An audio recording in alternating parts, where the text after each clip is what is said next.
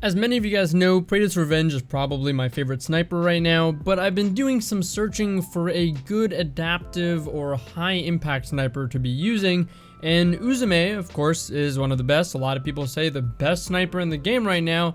However, I wanted something in the Kinetic slot that could feel or perform similarly and consistently as the Uzume, so I wasn't changing the feel of my weapons up too much. And I found the Shepherd's Watch, which is actually a newer sniper rifle that was reprised just this season, and it has some actually pretty good perks and stats.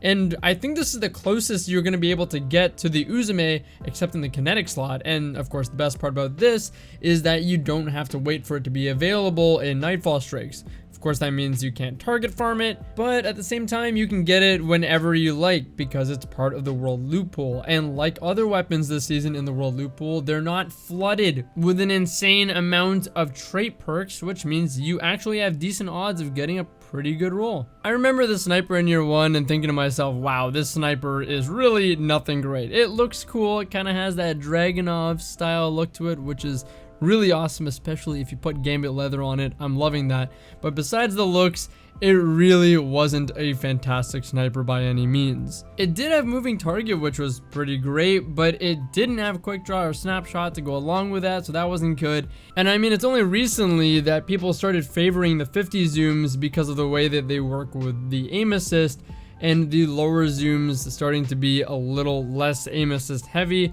So back then you definitely wanted a lower zoom scope, but now Shepherd's Watch is quite favorable because it's similar to the Uzume, or the closest thing, like I mentioned, to the Uzume. They're both 50 zooms, they both get a good amount of aim assist, and yeah, Shepherd's Watch still gets moving target, which is mainly what gets it to a similar place as the Uzume in terms of aim assist.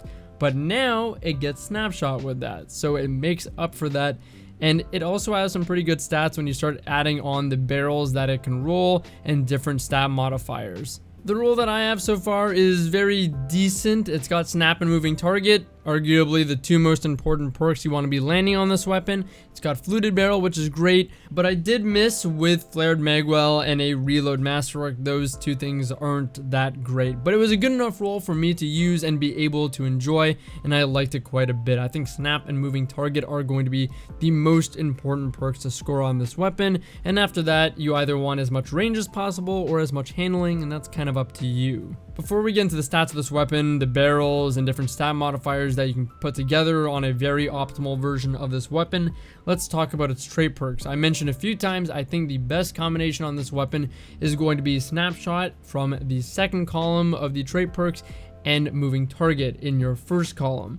I think you're always going to want snapshot on this weapon. However, I believe it can get some pretty high handling with fluted barrel and a handling masterwork. It tops out at 67, so if you're an Ophidian user, maybe a Dragon Shadow user as well, you could justify going for something like opening shot, which would combine with moving target. That's really strong, maybe even demolitionist.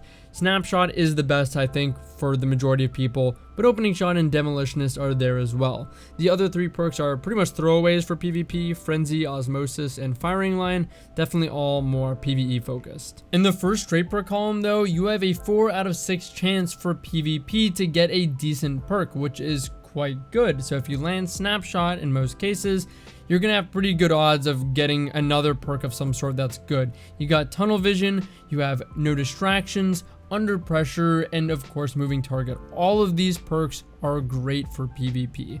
Tunnel vision, I'm a little bit on the fence with. Reloading with a sniper after a kill seems hit or miss. It is also dependent on if you have ammo ready to reload, so it's like but no distractions, under pressure, and moving target, all pretty top tier options. Like the Uzume, this weapon can get quite a bit of range. You can get hammer forged, accurized, and a range masterwork, which will give it 79 range. Yes, technically you can go a bit higher than this with full bore, but you're sacrificing handling at that point. So I think this is the best range combination. If you're not so keen on range though, and you're looking for handling, in the most optimal scenario, you can get 67 handling with 61 range. That's with accurized and then fluted, as well as a handling masterwork.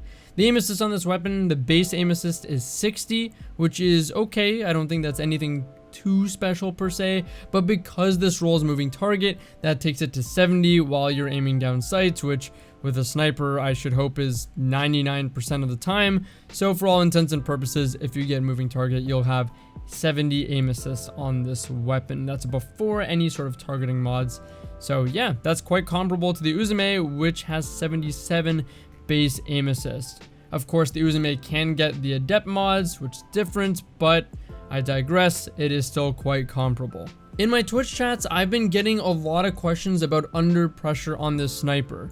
What does under pressure mean on this sniper, and does accuracy equal aim assist? Does accuracy just another word for aim assist? Does that just mean aim assist? A lot of people asking me this because they're getting snapshot and under pressure and asking me if that's good. So let's talk about that quickly. Yes, under pressure is a fantastic perk to have on this weapon.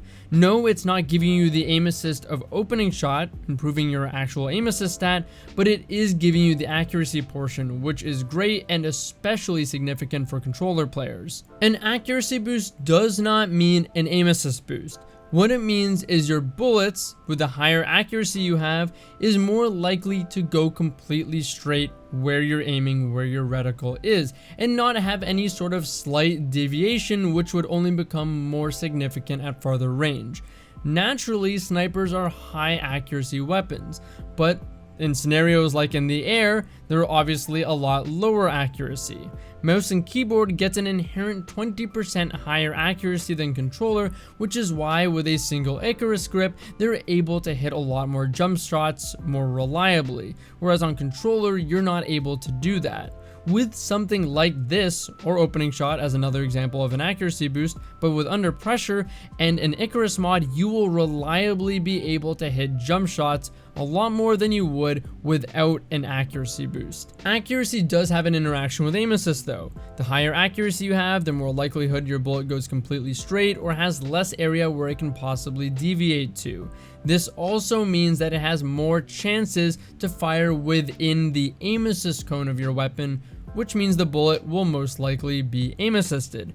This doesn't mean that you're getting more aim assist, this just means you have a better chance for your bullet to be aim assisted. To be clear, this isn't the same as something like moving target, which is boosting your aim assist stat by 10, which means you're getting a bigger aim assist cone on your weapon. Something cool to think about though with under pressure is that recently, as far as I know, Chris Proctor made an appearance on the Massive Breakdown podcast and said that the accuracy stat on snipers is 1-to-1 essentially with the range stat on them.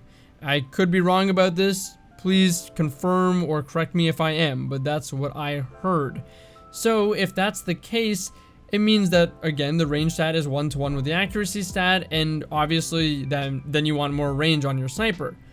But you also want handling on your sniper, and you usually can't get both really, without sacrificing one or the other in the best case scenario.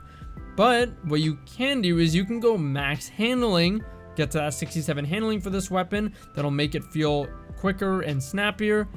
But you can also get under pressure to still boost the accuracy stat of the weapon while not having to invest in range to do that. So it's a great way to min-max. So TLDR, under pressure is a good perk. I still think moving target's the best, but under pressure is fantastic as well.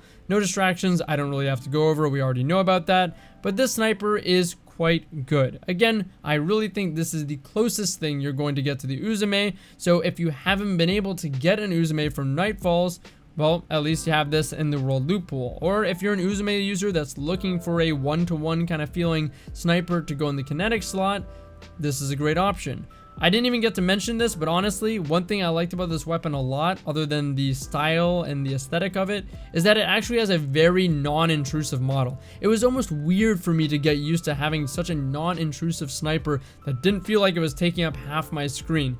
It was really nice, weird at first, but I really liked it. So yeah, anyways, that's my Shepherd's Watch talk. Hope you guys enjoyed the video, and I hope you guys enjoyed all the cone talk to go along with it.